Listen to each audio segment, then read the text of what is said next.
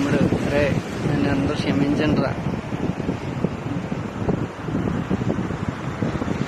ఈ online betting చేసేసి మొత్తం నాశనం చేసి ఏం చేయాలో కూడా అర్థం అవ్వట్లేదు.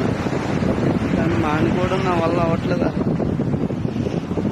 దాన్ని నేను మానలేకపోతున్నాను అసలు. నేను బతికొండం అసలు.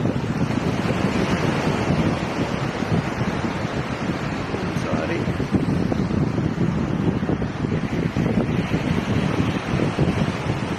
పిల్లలు జాగ్రత్త,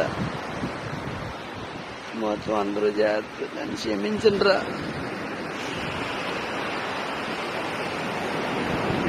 కూడా తెలుసుకోలేదు.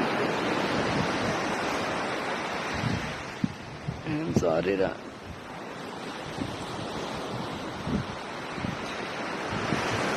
మొత్తం నా జీవితం అయిపోయింది. పిల్లలు